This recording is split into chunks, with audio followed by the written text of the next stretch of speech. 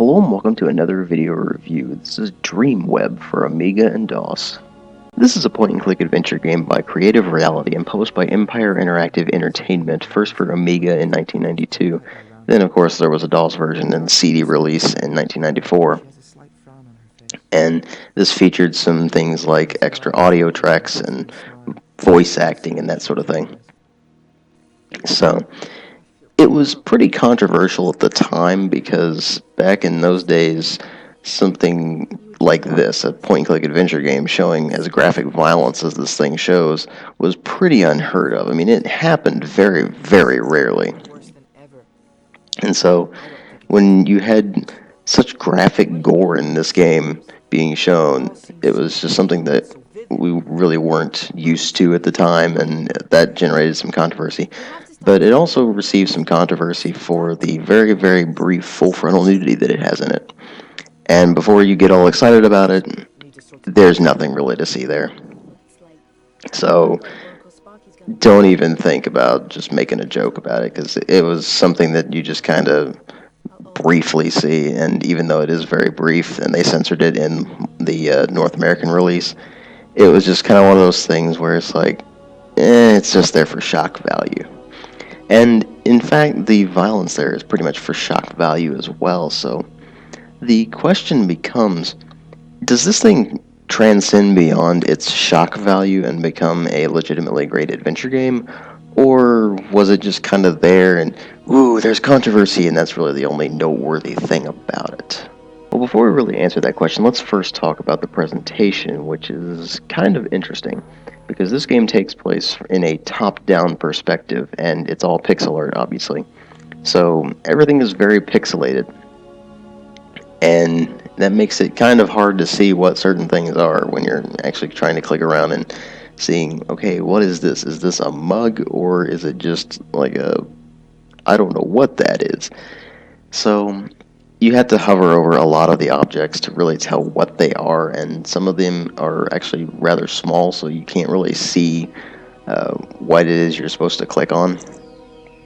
And there's not really a huge amount of detail. I mean, there's a decent amount of detail in the environments, but for characters in particular, there's really not much detail in them at all. They're kind of blobby, and apart from telling that they're just people, you can't really tell all that much else. And that's why I say something like the very brief nude scene in this thing is really nothing to look at, because there really isn't much to look at there. It's just there for shock value, and it's completely incidental. So it's one of those kinds of games where the perspective gets in the way a lot, because again, you're trying to find out what's what, and some things are under certain objects and you can't tell. It becomes a mess. And so the visuals actually get in the way, even though they don't look terrible. They just get in the way a lot. And in fact, I had to run this thing in double scale because I couldn't actually see what things were in the normal resolution. So that's actually a pretty significant problem.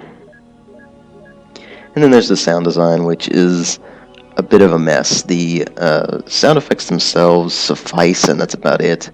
The voice acting is very, very amateurish and really not compelling at all. And in fact, it's rather cheesy and goes at odds with the game's story quite a bit. Because this game's actually rather dark, and the voice acting is just corny as hell, and it really doesn't fit very well.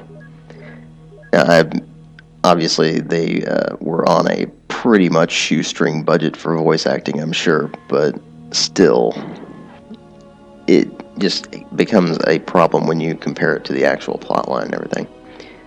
And then there's the music, which is decent. It's very atmospheric stuff, and it works pretty well for the most part, but you get kind of tired of it after a while because it's all pretty samey. So that's really the one shining point of the presentation, and the voice acting, even though it's there, it's one of those things where it's more like, we have this because we can, not because it's really an integral part of our game. But obviously what really matter are the story and the gameplay, and the story in this is that you play as a guy named Ryan. He is a down-on-his-luck bartender in this futuristic kind of dystopian city. And he is plagued by these really weird dreams that feature this thing called the DreamWeb. And he eventually gets asked by this master monk of the keepers of the DreamWeb to become the deliverer and to kill all the 7 evils that are trying to destroy the DreamWeb and plunge mankind into chaos. Now, if you just played the game itself and went with that, then it would be kind of a weird story to begin with, but you're supposed to have read the prequel book that comes with the game. It's called Diary of a Madman, with Madman being separated, with Mad being in parentheses and having a quotation mark on it. And it's basically a diary written from the perspective of this guy. And over the course of the diary, you see that he's being more and more plagued by these dreams, and he's going more and more insane. It's rather obvious by the fact that the book is supposed to be written in handwritten script with a pen, and eventually it gets all scrawled all over the place, and wild, crazy sentences and everything like that. And so the story's possibility is that it's entirely in his head, this whole DreamWeb thing. It could entirely be in his head. And he just goes crazy. You don't know. But the way that the game is set up, it makes it seem more like it's an actual thing. It's just weird.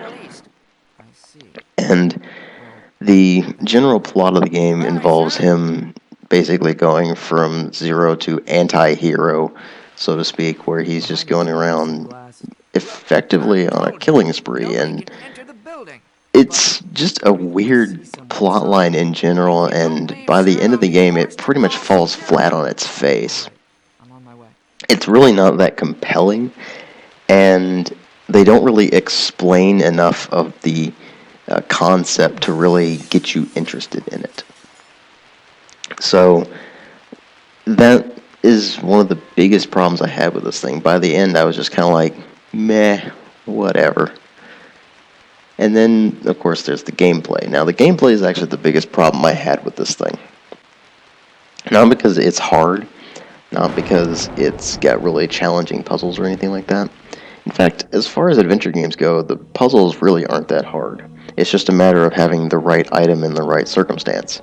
And if you manage to forget an item, or if you didn't pick one up in a certain spot, then you may end up having to reload a game.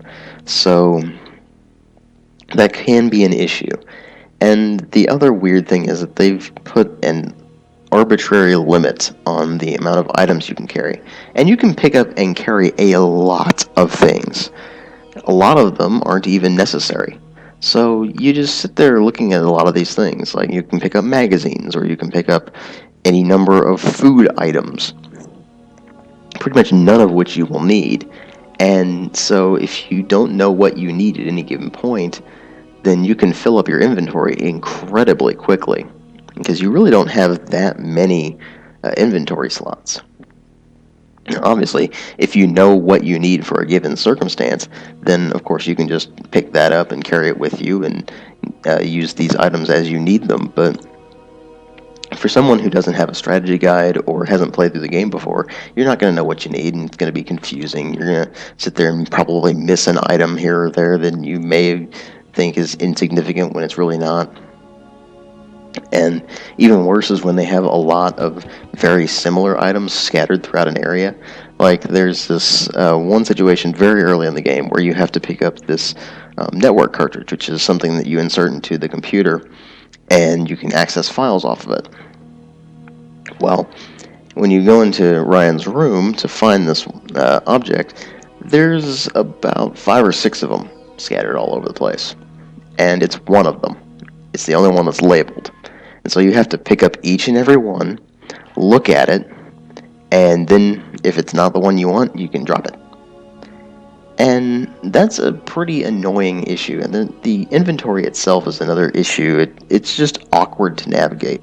You access it by clicking on the portrait of Ryan over in the left side of the screen.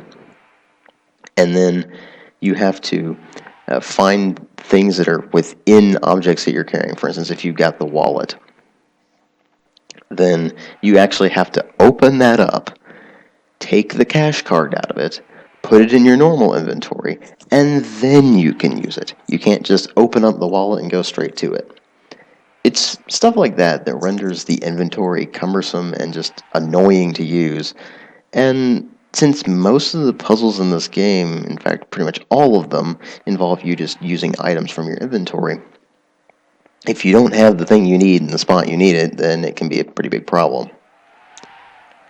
Even worse is that there are certain situations where you're not entirely sure what you need to do because the game doesn't really explain itself very well. And you just end up flailing around like an idiot, basically, because you're not sure what you're doing. You're accessing all sorts of different things, and none of it is really helpful. For instance, when I first booted this game up, I got the basic objective, and I'm like, okay, now what? So I just start wandering around, exploring, clicking on things, picking up a ton of items, going from place to place, not really sure what I'm doing.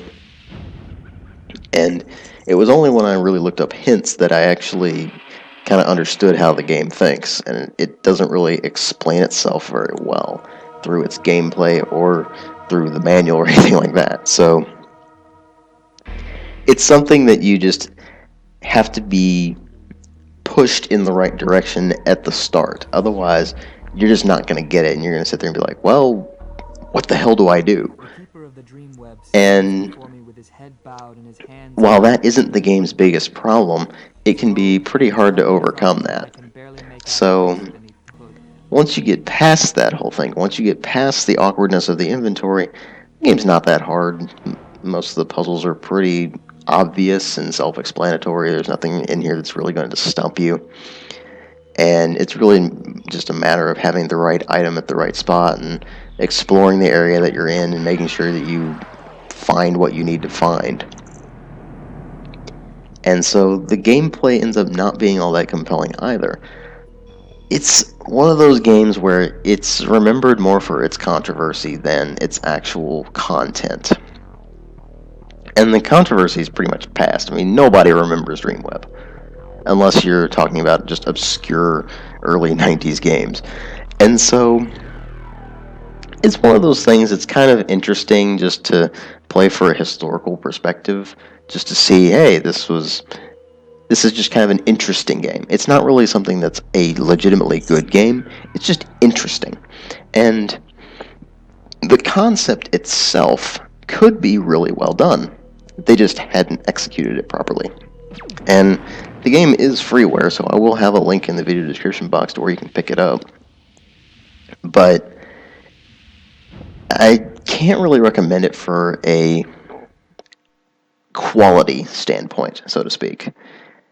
As someone who really enjoys adventure games, I had a hard time actually getting into this one, and despite being really into things like Blade Runner and all this other sci-fi dystopian future kind of stuff, I didn't really get grabbed by this one. It just kind of showed up. I'm like, oh, this looks interesting. I played it. It was a decent diversion, but I've played better. I've played worse.